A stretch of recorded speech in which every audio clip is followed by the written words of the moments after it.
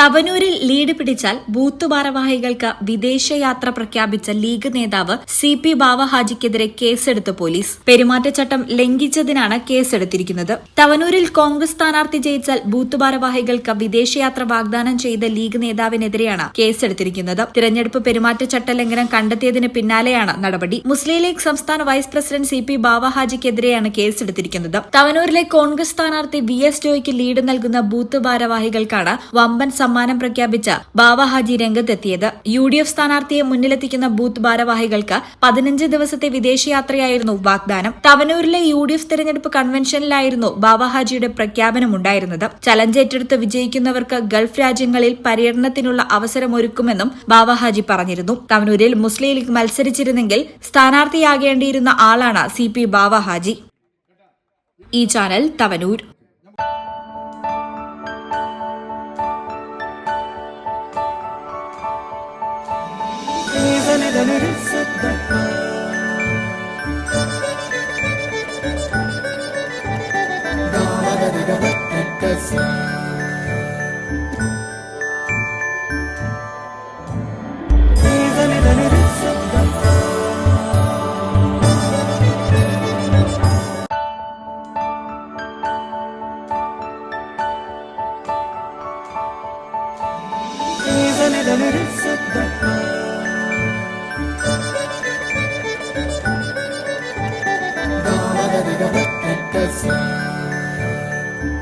Qatar golden diamonds, Calicut road, Valanchery.